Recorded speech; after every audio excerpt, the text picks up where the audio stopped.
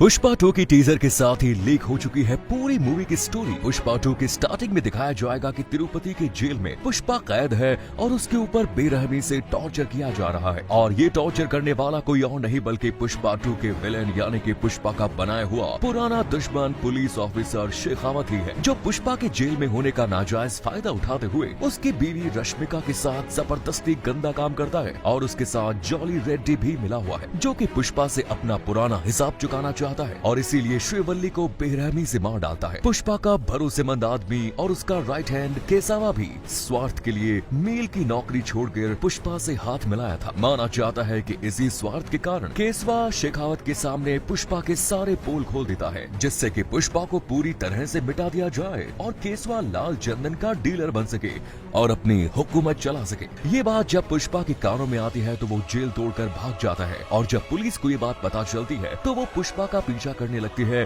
और उसको पकड़ने के लिए गोलियां चलाने लगती है। लेकिन पुष्पा किसी तरह से भागकर रात के अंधेरे में शेरशालम के जंगल के अंदर छुप जाता है और पुलिस उस पर अंधाधुंध गोलियां चलाने लगती है। उस रात उन्हें पुष्पा की बॉडी जंगल में कहीं नहीं मिलती है। फिर अगले दिन पुलिस ने शेरशालम के जंगल में पुष्पा को ढूंढने के लिए स्पेशल फोर्स भेजी तो ढूंढते ढूंढते उन्हें भाकर बेट की पहाड़ियों पर पुष्पा का खून से लथपथ शर्ट मिलता है, जिस पर 8 गोलियों के निशान थे। पुष्पा की बॉडी नहीं मिलने पर पुलिस ने पुष्पा को डेड घोषित कर दिया। खबर टीवी पर आते ही पुष्पा के समर्थकों ने चारों तरफ आंदोलन चालू कर दिया और चित्तूर तिरुपति जैसे इलाकों में दंगे छिड़ गए। इसके साथ ही अनामाया जैसे और शहरों में पुष्पा के समर्थकों ने बुरी तरह से तोड़फोड़ भी करनी शुरू कर दी। हजारों की तादाद में लोग सड़क पर उतर आए और गुस्से से दुकानें और गाड़ियां तक तोड़ डाली। पुलिस के खिलाफ विद्रोह करना भी शुरू कर दिया। पुष्पा के समर्थकों का ये कहना था कि लाल चंदन के 2 नंबरी धंधे से वो खुद ऐश और आराम की जिंदगी नहीं जीता था, बल्कि पुष्पा गांव के गरीबों की मदद करता था, सब गरीबों को खाना खिलाता था। उनके मुताबिक वो कोई भगवान से कम नहीं था। ऐसे चलते हुए करीब 1 महीना बीत गया, लेकिन लोगों ने दंगे जारी रखे। कईयों का मानना था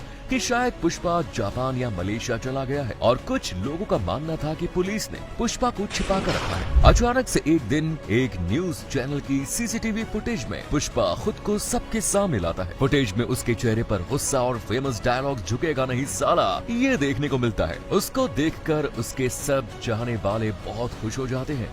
लेकिन अब सवाल ये आता है कि आखिर पुष्पा इतने दिनों से कहां गायब था। कई जानकारों के मुताबिक ये सुनने को मिल रहा है कि केजीएफ के रॉक स्टार यश भी पुष्पा 2 में दिखने वाले हैं। दरअसल पुष्पा जब पुलिस से भागकर सब कुछ खोकर शेरशालम के जंगल में गायब हो जाता है, तब जंगल में ही सभी से छिपकर अपनी कलाकारी से चाइना, मलेशिया, जापान जैसे देशों के लाल चंदन के स्मगलर से डील करके भारी रकम मुनाफा कमाता है और इसमें वो लाल चंदन की लकड़ियों को एक्सपोर्ट करने के लिए समंदर के पानी में बहाकर ट्रांसपोर्ट करता है। इसी दौरान पुष्पा को केजीएफ स्टार रॉकी भाई मिल जाता है, जो केजीएफ चैप्टर 2 के एंडिंग में समुद्र से सोने से लदा जहाज लेकर डूब जाता है। इसके बदले रॉकी भाई पुष्पा को हर वो मदद करते हैं जो पुष्पा को जरूरत है, जिससे पुष्पा और रॉकी भाई की दोस्ती मजबूत हो जाती है। जहां तक देखा जाए कि पुष्पा और रॉकी भाई की बैकग्राउंड स्टोरी सेम ही है।